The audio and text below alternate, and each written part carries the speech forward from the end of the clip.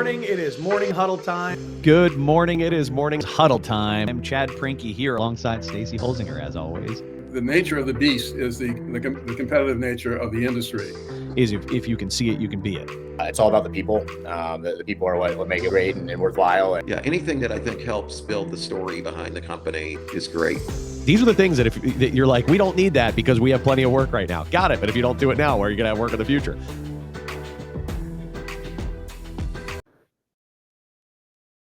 The Morning Huddle Construction Show is fortunate to have 5 sponsors for Season 7, helping us to spread the word and create positive change in the construction industry. And we want to give a shout out to each of them and thank them now. First is Katz Abosch. This is a middle market accounting firm with a deep specialization in construction, tax, audit, accounting, fantastic group of people. Next is Lawrence Law. This is a boutique law firm that works with contractors and helps them with their day-to-day legal needs as well as all of their most significant legal challenges that they might run up against. Lawrence Law. Then we have Sandy Spring Bank, which is a regional bank in Maryland with a group of people who really understand what the needs of construction businesses are and who partner with you to achieve your financial aims. So Sandy Spring Bank. And then we have Marsh McLennan Agency, bonding and insurance professionals who really just have unparalleled insight into the construction industry. They're the best in the business. And then lastly, we have Genesis AEC. And Genesis is a full service architecture, engineering, and construction management firm with a deep specialization in the life sciences industry. We also happen to have some of their folks help us with guest hosting from time to time. Thank you to all of our sponsors. Let's get back to the show. It's morning huddle time. Chad Prinky here, as always, alongside my good friend, producer extraordinary. No, I'm not going to do it. I won't do it to you. Stacy Holzinger. Stacy, how are you today? I'm doing good. How are you? Are you sick of this rain or what? Dude, it's been over a week. You know what? I've as you may know, I am a person that enjoys rain. But at the same time, I must be honest. I'm looking forward to a sunny day. It'll be nice when it finally breaks. Though it looks like it's going to stop in time for some baseball in Baltimore this afternoon. Oh, nice. Yeah, the Orioles made the playoffs. Kind of, sort of. They're in that wild card round, which is that. Do you get in or not? Mm-hmm. So it's an exciting time here in town. That's fun. I'm a Phillies girl, so I'm all about the Red October. All right. Okay. So I love baseball playoff season. It's so exciting. I grew up with it, and we had such a great team over the years. So I have so many great memories. I'm from Pittsburgh, and it's been since about 1993 since I had anything to cheer about, but I have adopted the Orioles. The ALNL thing makes that real easy. I have no problem. It's unlike the Steelers Ravens thing, which is that's just not an option. One has to pick. You cannot be both, really, in that environment. Yeah. I went to the World Series game in 2008, and it was raining like it is now. And it was so bad. I believe it was the first World Series, and it was like the last game where we would have won. It had to get split up into 2 days. So that's right. Yeah, it was crazy. I remember that. They split the World Series final game 7.5 or something like that. I remember that. That was crazy. Yeah. The rain just wasn't going to stop. They were trying to force it. Yeah. It was probably November 2nd or something like that by that point, by the time that it gets downright cold at the end of the playoffs. Yeah. Oh my God, freezing. Yeah. Downright cold. Yeah, I'm not. It's like sitting there at a football game. You're not used to that at a baseball stadium. Yeah. So I'm going to bring in our guest this morning. Our guest is Michael Ho. Michael is the CEO of Bespoke Technology Group. And Michael is in to talk with us today about the integration of technology and pre-construction, and looking forward to that discussion. Michael, thanks so much for joining us on the Morning Huddle. Good morning, Chad. Good morning, Stacy. The Blue Jays did not make the playoffs. Tough division. We did beat the Phillies to win once, though, so that works okay. Yeah, that's right. That did happen one time. It feels like Baltimore is going to be the team of the future, though. Yeah, it may just be. They're talking about that a lot. Yeah. It just has to do with whether owners pay up. I have a love-hate relationship with a salary cap. I'm a pretty violent capitalist, and so I hate salary caps because to me it feels like socialism. Right? But at the same time, when you're a Pirates fan, you're like, a salary cap would just be nice. It would just be, I also hate it, but don't tell my colleagues. yeah. I get you. Well, you're joining us from Canada, right? It's like socialism's normal in Canada. I am Canadian. It is kind of socialist, and it's funny to watch Americans complain about cold. Yeah, that's so funny. I love it. Yeah, we were talking before the show about Michael just grabbing popcorn and watching our presidential election play out. It's I think there's a certain percentage of the American population that's doing the same. I just have my head in my hands. It feels like I'm in a favored position as a person that doesn't get to vote in your election. So we're as Canadians, we're clearly observers, and we thank America constantly for protecting their little brother. Like we know whoever wins, I think we're still going to be protected. Yeah, it's true. Nobody's got like screw Canada as a part of the platform. Yeah, we're not on the ballot at all. So we just watch, and I'm very excited for the VP debate now. After the first debate, it has to be. It can only get better. Well, it's going to be comedy gold. Yeah, it's the best thing on TV. I know. I get it. It's one of those, and it really did had as many viewers. The presidential debate had as many viewers as the freaking Super Bowl. And that's just in the U.S. I mean, I can't even imagine abroad. There had to be watch parties. As an optimist, I have to say, at least it's drawn attention, right? Yeah, that's true. Increased in viewership. I think people are more interested in politics in general. I think if there's going to be a positive light on it, that's it. Yeah. Yeah. For what reasons are they interested? But yes, I hear you, and I am also an optimist, and I'll embrace that. You use the term comedy gold, so yeah, it is comedy gold. It is. You have to admit that it's if it was, but it wasn't so sad, it would be truly funny. But it is. If you're like I say, if you don't have a horse in the race, it's a party. I'm sure. I'm sure. So, well, hey, so Michael, tell us a little bit about Bespoke. Tell us about what you do.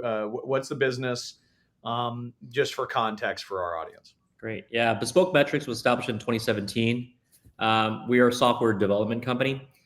We chose the construction industry, and the morning huddle was really interesting to us because the way that you frame things about changing the industry and making industry things for the betterment of the industry. That's the way that we looked at things. And our skill sets in terms of our founding group, I have three co-founders, Dave Warford, Paul Yip, Yuhan Zhuang. We all have credit backgrounds and came from a finance world. When we looked at what we could build and what we could do, we looked at things that were risk oriented. We looked at things that were data driven, and we looked at technology as something that was going to be the betterment for the industry. We didn't set out to say, let's build software and sell software. We built in terms of there's this massive problem in risk management in construction. Yeah. The prequalification is a tool. It's not being built the way we think it should be built. And so that's what we set out to do. Yeah, I love it. And I think, and first off, let me apologize. I got the name of the company wrong as we were starting. I was looking at show notes on one screen and trying to click, and it's one of the damages or one of the challenges of a live program. So it is Bespoke Metrics, and so not Bespoke Technologies. My fault. Good. It sounds pretty good though. Might want to get that name too. Well, yeah, might as well pick it up. Go ahead and grab that LLC.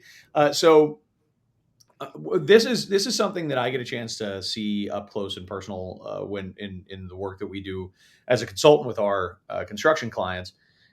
Is that they regularly wrestle with if the trade contractors are finding themselves up against unlike competition in situations where they're like, how did these guys even get to the dance? Like how are they even a part of this discussion?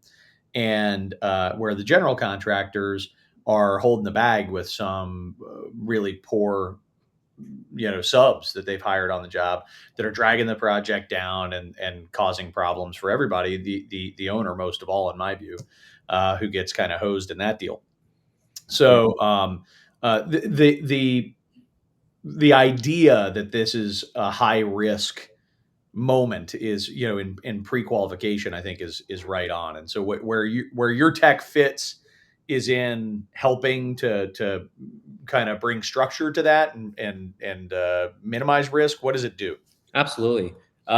We look at the construction industry from owner, developer, and GC side. That these entities are effectively the money, the financiers, the logistics company, and then risk management. The actual construction is done by the subcontractors, and the supply chain is all the material goods. Yep. So when we looked at the software, we actually started talking to subcontractors first. We had met with hundreds of subcontractors, and they were full of complaints about pre-qualification. Yep. We had looked at it from a health and safety perspective, a finance perspective, what they were doing. It was repetitive. It was insecure. It was opaque. There was no real goal. They were just doing what they were being told to do with no real outcome and no benefit. Yet we understand that from a risk management perspective, construction is tremendously risk. Yeah. There's so much risk. And then you have and thrown in this low bidder wins, which is, in my sense, completely problematic and has to alter. That the industry, and I'll stand on a soapbox saying, owner, developers, financiers, you're not pricing risk appropriately. It's not being measured. You're doing things completely incorrectly to try and get a competitive landscape. So if those were the problems, the way that our software was built was we wanted to address all of those things. We wanted to make it an industry standard. We wanted to make it much more simplified and efficient for the subtrades. We wanted to provide them output and feedback, as well as almost advisory type services. And then we wanted to do better analytics. And what that meant was we wanted to address that risk management technique. That when you stated, Chad, that you have entities that may not be effective on job site, that may be true. And maybe some entities aren't even looking at their own pre-qualification or doing it appropriately. They're still looking at lowest bidder. They're still not taking into consideration the entire risk management perspective. Yeah. We believe that pre-qualification is going to grow. When we set out for this company, we saw a long-term pathway for improvement and growth. So we're still at the very beginning of it. So in year 6 or 7, we're still at the very, very beginning of our journey of our company and the way that we want to impact the industry. Awesome. And last question about your business, and then we'll shift gears. But just how many folks do you have? You started. You're in year 6, 7. How many folks do you have? And tell us just a little bit about that journey. Well, I guess 2 founder CEOs to another. Tell us a little bit about your journey. Yeah, we're over 80 staff. Nice. So it's not a small endeavor. I don't think there's a pre-qualification tech tool that is more committed to that build out. The journey, Chad, and Stacey, as I'm sure you know as well, it's not easy. I think that people have used the metaphor, starting up is like eating glass. I don't feel that fully embodies the journey. It's like not just that. Yeah, that digestive process. Sure, you eat it, but eating glass, but maybe with a gun to your head, and maybe with like somebody sitting on your chest, or something along those lines. Yeah, and it's constant. I think what is extremely rewarding, however, is just the impact of change. Yeah, I always tell our staff that the greatest thing that I can try and provide from a motivational leadership position is opportunity. That opportunity to influence, to provide strategy, to really take companies into different directions. I found the most rewarding things in a career path. So that entrepreneurial journey, I think, is really tethered to that. That, hey, what we're doing is correct. What we're doing is going to impact the industry. It's going to be better. And all this frustration, I'm looking at that frustration as opportunity. So That Awesome. keeps me waking up in the morning. Yeah, yeah, that's it. No, it's great, and it is as you described. I mean, it's certainly a need, and when you know that you're filling a need and you're doing it well and you're creating positive impact, that keeps you focused and coming back. And Mhm. so, Stacy, your background, in working for an MEP contractor, and you filled out your fair share of prequals, yeah. Oh my God, yes. The most frustrating thing was, as a subcontractor, the GCs all requested similar information, but on different platforms, and it's like, why can't we just all agree on one platform? And I know that there was programs like Textura who tried to do this, but we still couldn't get everybody on the same page. So you're so much time is wasted because you're really all asking for very similar information. There's not much like, you know. Yeah, I totally agree. I say every I shouldn't say every. Some of the larger, more sophisticated general contractors that have time to think about this type of thing have developed some interesting metrics that they're looking at. They're watching. For example, one company that I've heard about has a rule where. A project that they award to a trade contractor cannot equal more than 10% of that trade contractor's annual revenue, as as an interesting data point. So there are these like but at the end of the day, what do they want from you? It's the same stuff. They want to know your Yeah. revenue. They want to know your company health. They want to know your viability, right? So because they're trying to minimize risk. So I'm gonna dive into some of these questions, Michael, so that you can build on our appreciation of prequal in the process, and exactly where it is today, maybe where it's going. So Perfect. uh, is prequalification part of Precon? Is I guess maybe my first question. Is that the first step in the pre-construction process? That's a great question, Chad. From a time perspective, yes, and that's it. Okay. In pre-construction, I find that what we have done and looked at in developing technology, and I think about new entrepreneurs entering the space, and I think construction tech right now is really discovered that financiers and the amount of new companies in this industry is ramping up at a massive pace, which people are also seeing, hey, there's advantages here and there's opportunities here. Um, I encourage entities to think about the persona of the end user. I don't think we did that appropriately in our outset. Mm. That when we talk about pre-construction, most of the technology in pre-construction is bidding and estimating. Some architecture design, all the Yeah. VDC stuff, all those things are extremely important. And a lot of the people that are in this, and Stacey, you know this from doing bids and things like that from the MEP side, people are high academics. They're very hardworking. There's time constraints. They're looking at, I would consider it really looking at the cost time analysis of construction. Mhm. Mhm. And those individuals and their personas of the technology that's being used in Precon, that's clearly construction. Prequalification, similar sounding word, almost the same amount of letters, right? Yeah, it is I think actually. gets thrown into it because of the time period, not because it's the appropriate persona. The persona in risk management is finance, is insurance, Mm. is risk management. The risk management person is somewhat diametrically opposed from the bidding and estimating person. One person is saying, I want to hire this entity or I want to work with this entity as a partner. And the other entity is saying, we're reviewing it from a risk perspective. Man, what a great point. It's like that's a check and balance. And if you're you're asking the wrong person in that case in the pre-construction department to be the decider on whether we're going to incorporate somebody into the mix. Well, they may have a predisposition to that company for one reason or another, or they may have they may have a desire to get a cheap price so that they have a higher chance of winning the project. Man, that's an interesting thought. How many times do we actually see it work the way that you're describing? Like, what percentage of the time do you think it's actually happening at the risk management person as opposed to in the pre-con department? It varies based on the firm. There are some firms out there that are clients of ours, they're general contractors that take risk extremely seriously.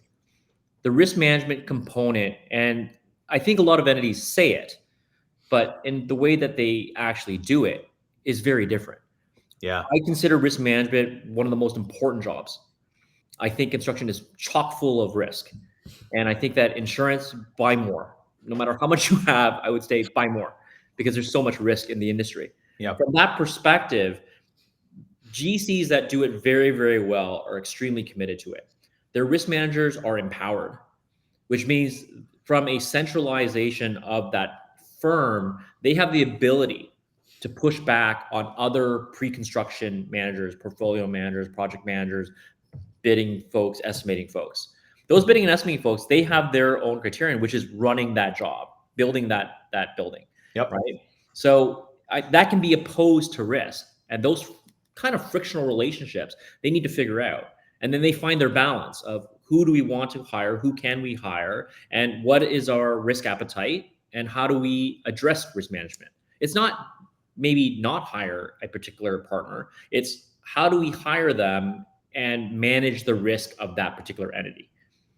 It's all part of the same scenario. I just think that historically, pre-qualification has been tied to bidding and estimating folks inappropriately. If I was in bidding and estimating, I would want as far away as possible from pre-qualification.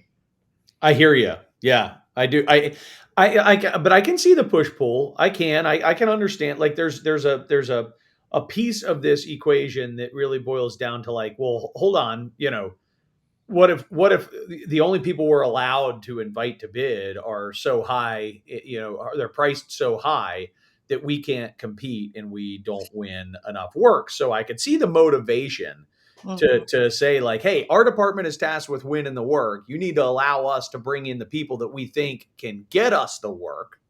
With all that said, your other end of that equation is like, well, okay, if you win the work and then you make no money and in fact you go out of business, is that good? Right? No, it's obviously, the risk. There has to be a balance. There has to be, the ability to Absolutely, check and balance absolutely. that. That makes sense to me. That's great. So, okay, that's a really helpful thought process. What, and I'm sorry, I'm diving right into the hot topic on this, but I'm fascinated by it, and I imagine it's a world you're looking at every day. What is your opinion on AI construction tech in the future, and where maybe AI plays into this prequal? See, I did it, into this prequal process.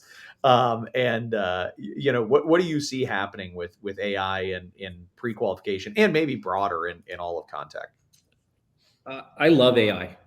So, we've been looking at it for years. I've been using it every chance I get. It penetrates my day in terms of tools that I utilize, things that I'm researching, and I'm learning constantly about it. I think it's going to have major impact, not only in this industry, but the world as a whole. But it's a tool. And I always consider it as a tool. And I think about, when I went to college, we didn't have the internet. Right. Yeah. That ages me, right? But I was right there, man. I was yeah, pretty much. I had to plug in. I'll just put it that way. Yeah. I remember the first person that showed me Google, and how powerful Google was, and suddenly I felt smarter than other people because I would just Google stuff. Totally. And it was knowledge I had. It They was didn't magic. know Google existed. Yeah. Yep. And then you think about a cell phone, a computer, a laptop. You know, you used to do business travel and you'd have to sign in from your hotel and rip through your emails at night after a day of meetings. And then BlackBerry came out. These efficiencies and the separation of people that utilize technology was massive. The difference, however, in AI is that it's not a technology that just helps you check your email. No. Or it's just not a search engine. Mhm. It's a much more powerful tool. So, like other tools, you're going to have to be trained or educated in it and how to best apply it. We're in discovery mode. So, those people that figure a way to utilize it the best, I think are going to greatly separate themselves. Mhm. It will be just like flat TVs that technology essentially will catch up with itself and then price will drop. And then there'll be probably a sense of, and you already almost have this sense of it, that AI is already starting to consolidate. That, you know, how many winners are there going to be? How Yeah. many going to utilize it? And then you start thinking about other problems. Like, it's going to create other opportunities. I don't think it's going to be this mass job destruction. I see job creation and I see opportunity. Now, in construction, especially in risk management, I have a respectful fear of AI. And I think that if we utilize it in what we do, so in pre-qualification, if we were to utilize AI from an analytical perspective, I think the analytics that it would produce would not be beneficial. That I think right now there's a lot of, I'll call it garbage in terms of information. And we as a society have information overload. And I've never really say that. I used to always think that give me more information, I'll decipher it and figure out what to utilize. I don't feel I'm capable of doing that anymore. That there's almost just too much. I almost want to now pare it back and say, how do we focus on certain things and how do we remain focused and what's important? The AI in construction, efficiencies, appropriate analytics, but more tools right now in data collection, data verification, and standardization. I think that's simple and easy, and I think that the industry should adopt that wholeheartedly. The analytical predictive nature of AI, I don't think it's appropriate in construction at this stage. I think you're going to have a lot of false positives, and the decision making from a false positive in the construction industry, the risk and cost of a mistake based on a false positive is too great. Right. So I think there has to be that, again, Chad, that balance of, you know, how much do you adopt it, but how much do you listen to it? Yeah, I think that's really the question. How much do you?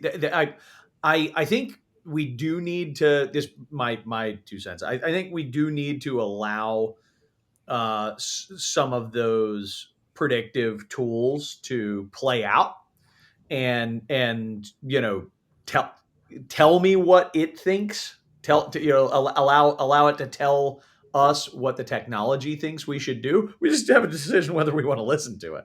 Yeah. You know, and I think it just becomes, at least for now, a data point. It's gonna learn. And I have a 10-month-old at home, and I talk about generative AI. I was testing my son as like generative AI. Yeah, I mean, so yeah, that's what our brains are. I was moving a tissue box to the end of a coffee table, and it would fall. And I was watching him watch that happen over and over, and he would start to figure out that, hey, once that box reaches a certain point on the table, it's going to tip or it's going to fall. And he started preemptively holding his hand out or moving in that direction. Sure. And I said, that's generative AI. I'm teaching this. It's just actual regular old intelligence, but it's generative. That's what it is. That's so if you think of those do. as data points, and that applying that into construction, you move certain things a certain way, the likelihood of that happening. So I'm not suggesting the probability and the predictability of AI isn't there. Right. I'm just saying that we're still much risk right fairly now. far away from using it, and then for those purposes. But wholeheartedly agree with you. Let it run. Let it continue to learn. And the pace of learning, I think we're all shocked by. I think everyone in the world who's ever used it is, wow, this is like from day to day, the improvement is is very, very large.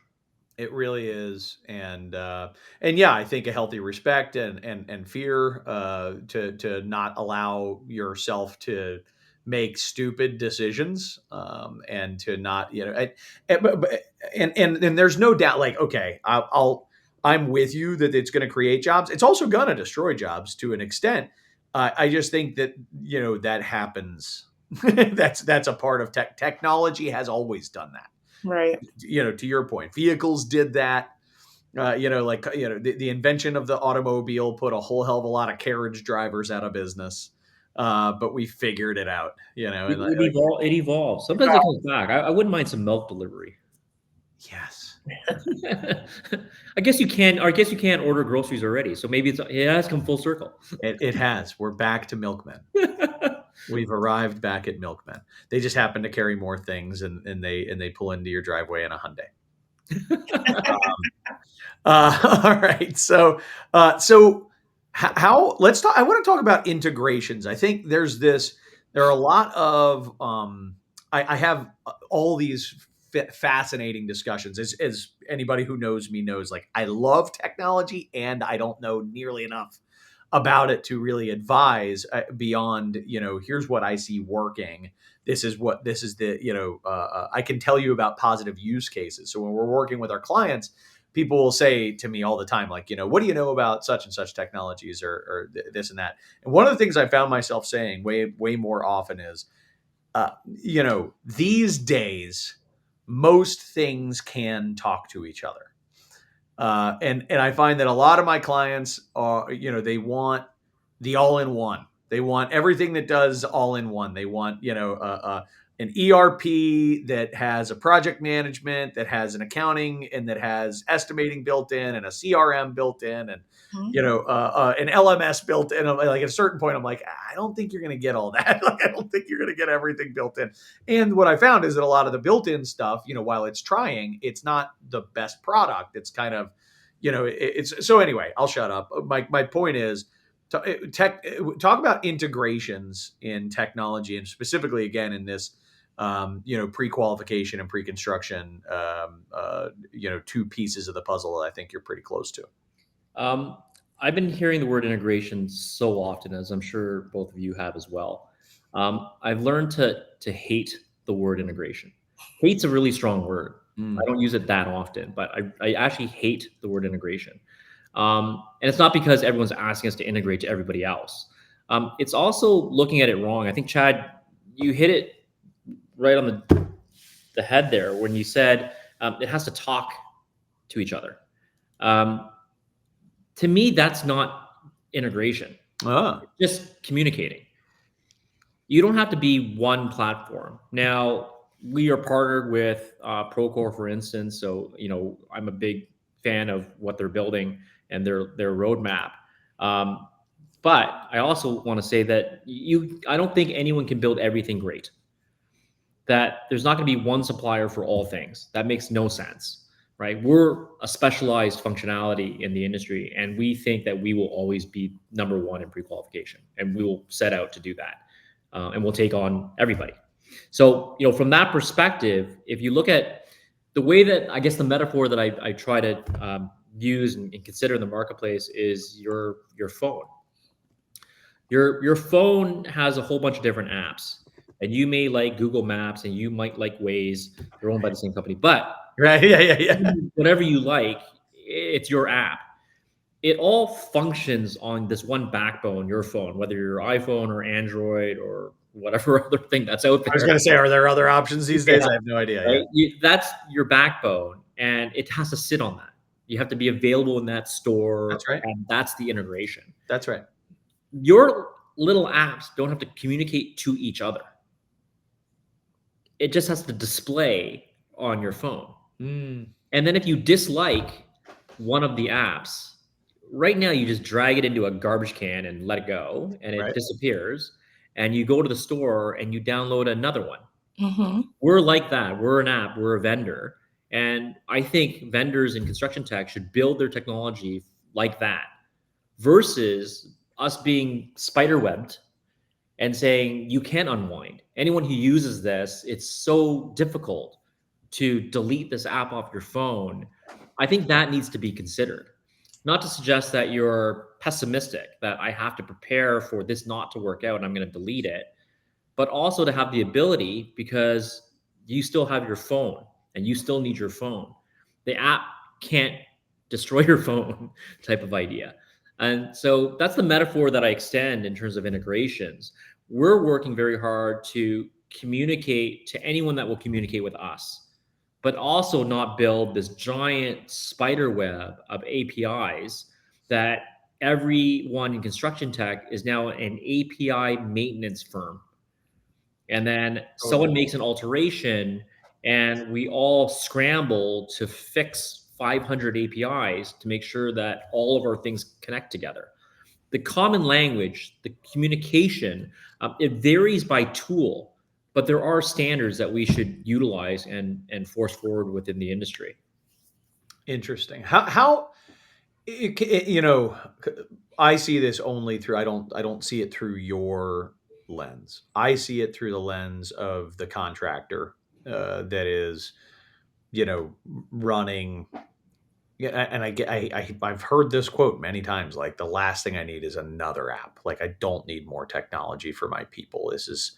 It's hard enough to get people, and it really boils down to like adoption and access to the information. I think it's those two things. And so, how do you help to reconcile that problem? And I know I'm putting you on the spot here a bit with that question, but if I'm a contractor and I'm really just saying, like, look, I got stuff to build. I want to use technology that enables that. And I don't want to get to a point where it's technology overload. And at some point I look at all these different apps and tools and things like that. And I say, I need fewer and I need them all in one place. If that's my motive, like if that's my natural reaction, how would you help me to reconcile what you just said with my problem? Sure. I'll break it up into two pieces. The one about kind of technology exhaustion. I'll say go to the gym. Okay. Like, exhaustion is not a choice. Like, technology is coming whether you like it or not. So wake up earlier, eat your Wheaties, like get prepared, because exhaustion is not a choice you have, right? So you either do this or you're gonna still have a tube TV, right? Which the game doesn't look as good. I can't imagine, like, when we watched sports in the 80s, what it looks like now. It's like, how did we watch the game, right? I know. It's night and day. It's amazing. It's night and day. So you have to have a technology plan, and people should hire technology people and figure a way to get highly involved. The second part, in terms of buying one platform and focusing on construction, this is construction. Technology, again, is a tool that's going to be used and is already being used in construction. You're already in technology.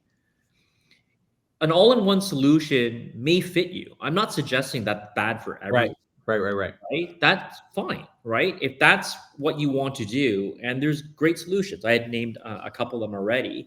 I think they're great, right? They're working very hard to build technology. I have a lot of respect for technologists within this industry, because it's not an easy industry to be a technologist, because there is so much resistance to change and change management, but it affects so much of us. I, however, believe that you should always choose best in class. That whatever it is, I like luxury stuff. I like to eat well. I like good things. I don't want to just do that because that's there. I never want to select life that way. I want to select the best things all the time. It doesn't have to be the most expensive things. It's just what I like and fits me appropriately the best.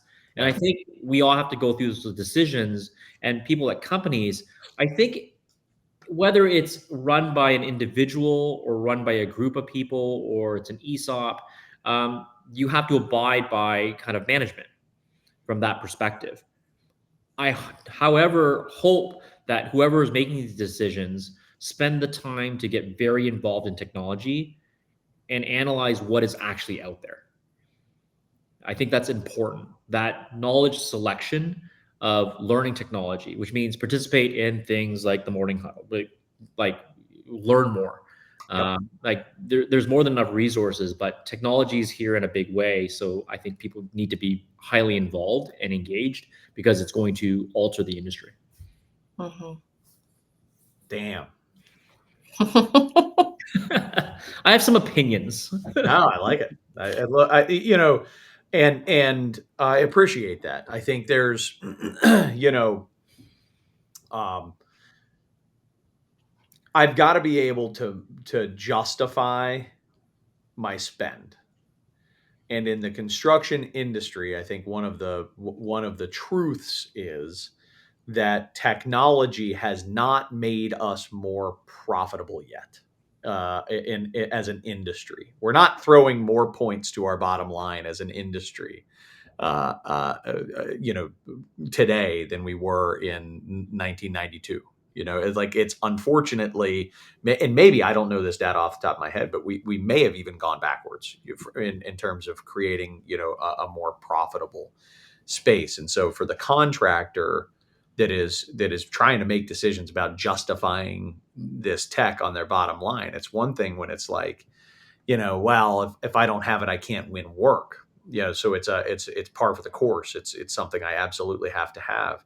It's another thing when you're looking at it, you're like, what am I going to get? Where can I point to the ROI? I think So, one thing on that, Chad, I think is that in the bidding and estimating world, yeah, and you know, if we do that kind of apples to apples scenario, that you know, compared to what we did 5 years ago or 10 years ago, the pricing or margins are flat to lower. I say that's a mistake on that particular entity. Technology is here and it needs to be priced for. Risk is here and has always been here and has never been priced appropriately, which is back to our original argument of lowest bidder wins. It makes zero sense. Zero. Because entities, GCs, subcontractors, suppliers, they have to price technology in. Have to. and Michael, I'm with you, but the problem is the buyer needs to price it in. Right. And you know what I'm saying? And so the contractor's not in control because the buyer is the entity in control. And so I'm all for the kind of thing that you know that you're doing with Bespoke, in that you're creating a world. Ideally, I think if I understand it correctly, you're creating a world where it brings some objectivity and some scoring, if you will, into the mix that helps me as a contractor to say, like, I am not the same as Think of it all this of way, these other Chad. folks. Like my background, we worked at a rating agency. Yep. And in credit world, I think that everyone knows kind of investment grade, AAA, and then the junk bond market. Yep. Right? Those are invented terms, right? Right. That's language. We say that this is investment grade and this is junk bonds. That's right. And then we equated essentially analytics and data to stipulate the risk that is associated with this particular security makes it investment grade. And therefore the pricing is X. Right. This data and analytics demonstrate that this is more risky and therefore junk and priced like Y. I'm saying that we can do this in construction and price risk appropriately. I love it. Absolutely, I'm talking to the buyers. I'm telling the buyers, you have to listen to this. GCs, subs, we should all price for this, and we should do this as an industry and price things appropriately. I do believe that the industry should be paid more because they take on tremendous amount of risk. Yeah. And Michael, I love your vision of the future, and I sincerely hope that the message continues to reach construction owners. You know, that it continues to reach the developer community, that you know, state and local and federal buying agencies, and that, you know, fill in the blank. All of the construction buyers out there buy into the idea that these are not, that they're, you know, and I say this all the time. I think there's just no such thing as apples to apples. I think construction, there definitely is in the product realm, but when it comes to construction, construction is not just manufacturing. It is manufacturing and service. And there are inevitably the human element, the trust that you get from the people, the relationships that you build with people, all those types of things, that can't be apples to apples. It is simply not the same. And so I think, anything that helps us to better articulate the fact that there's truly there may be, okay, we may both be apples, but there's different apples, right? That there's Fijis and Honey Crisps, and you got to figure out which one you want. Honey Crisp, by the way, is far superior. So anyway, I appreciate that, and I agree with it wholeheartedly. And I think if the industry, if the construction buyers appropriately price in technology, it'll far advance.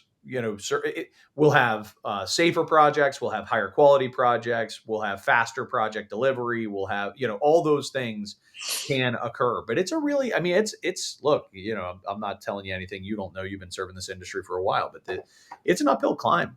Lowest bidding is not creating a competitive environment, and that That's right. argument is passe. They're creating a higher risk environment, Completely agree. which they should not do. And I understand it costs more money, but that's actually the price that it should be at. Michael, this has been a great conversation. Stacy, any questions that you have, either yourself or that we pulled from our chat? We have one question for you. Are your clients GCs, subs, and vendors, or? It's everyone. We actually treat everyone as if they're a client. They all sign different terms and conditions with us. We have a level of service for all of them. We do essentially try and balance that equation, that GCs have requirements and subcontractors have requirements as well. And we're trying to service both sides of that equation. Awesome. Nice. Great. Michael, any parting words that you want to leave us with? No, I think I like this podcast very much. I think you guys put on a great show. So I've been watching your episodes for a while. So keep up the great work. Thank you so much. And I apologize again for butchering the name of your company at the beginning of the conversation. It's all good. You're trying to keep 3 screens straight and figure everything out. And when you're also dealing with lower than average IQ, it can create issues as we've seen. Thank you. I appreciate your understanding and your grace with that. Thank you so much for being on, Michael. Thank you. Have a nice day. You too. All right, Stacy, that was fun. I love talking about the get work side of construction. I really do. Just everything that goes into getting work and procurement, all that stuff. It gets me all fired up, and I love that it's a topic that you actually I like it too. It's exciting when you win a project and you're a big part of the beginning. Yeah. You've been a part of that for sure. So yeah. Stacey, what do we have next week? We have Michael Fortenberry, and he is going to give us a new perspective on take hourly pay. Right? Can't wait for this. You know more about this. I think this is gonna be so freaking neat. It's another kind of tech discussion, but it's a very, very different end of it. This is so bottom line is we've all seen the risks. I'm not saying that it's a guaranteed problem, right? But we've all seen the risks of paying people hourly and then not watching them particularly closely and watching the just the hours melt away on your bid, and all of a sudden you're making no money and you're like, oh my God, what the hell happened? We were supposed to make money on this job and it all got eaten up in labor. Why did it get eaten up in labor? This is like a trade contractor's nightmare, and it happens all the time, right? Especially when they're slow. They don't have a lot of work going on. Their hourly people kind of know that, and they're seeing it and they're like, man, I'm going to camp. So there are, and it's a natural human thing. Doesn't make them bad people. Yeah. Just, it's a part of it. But it's this push pull. Supervisors are like, you gotta go, and it's anyway, long story short, what if we could pay our employees piecework? In other words, pay them based on productivity, not an hourly rate, but pay them based on productivity, which rewards merit as long as they're meeting certain safety criteria and quality criteria and things like that. this is what we've been doing with like subcontractors and 1099, which like we shouldn't be doing. We should stop doing that. So how do we get the 1099 productivity out of a W-2 employee? And Michael's got a whole new thought for how to do this, and I look forward to poking a bunch of holes in it, or being wowed with something that is really doable. I'll definitely be all over him in that conversation. Yeah, I have some initial thoughts on that, so I'll wait for next week to ask my questions. It's gonna be fun. Stacey, is there anything going on you want to steer the audience toward? I am going to be speaking at ABC Virginia chapter. We have a panel discussion October 16th, I believe, in Dulles. We're going to be talking about business development, networking, best tips for young professionals. Awesome. So, That's so good. If you're somebody who is not active in that arena right now, you're sitting there like, I know I should totally get involved. I know I should get out there. This sounds like something you should absolutely get all over. Yeah, it's always good to have a refresher, because just like tech, people are doing different things with BD and personal brands and things like that all the time. Yeah. This will be sweet. Yeah. Awesome. We are holding our upcoming leadership boot camp. Well-Built's leadership boot camp is coming up December 2nd through the 4th. If that is, I mean, we continue to grow this thing, and we've had to start announcing it further out, and we're filling up quickly and all that jazz, which is what an incredible experience. When we first launched it, Stacey, I was like, I hope somebody shows up. And in the first one, we had a nice turnout. The second one, we had like double the people, and this one we already have as many people as signed up for the first one 3 months before it's even going to go. So it's crazy. Where is it taking place? It'll be right by BWI. We hold it in a conference center, the Maritime Conference Center, right by BWI, because we have a lot of people that come in from out of state. So if you're not local, BWI is Baltimore Washington Airport, and I would say half of the attendees come from all over the place: Canada, Texas, blah blah blah. So it's fun. It is. It's so fun. It's been a real win. So, and I will use this as a little moment to remind our audience that while Stacey and I absolutely love doing the Morning Huddle Construction Show, it is neither of our full-time jobs. Stacey heads up an awesome marketing and communications company called Steel Toe Communications. SteelToeCom.com is where you would find out more about that. And I run a strategic planning and consulting business that all we do is work with contractors, just like Stacey, and it mostly focuses on employee development and strategic plan creation and execution. So if you want to learn more, it's called Well-Built Construction Consulting, and you can go to wellbuiltconsulting.com. Thanks for joining us. Thank you. Have a good one. See you soon. See ya.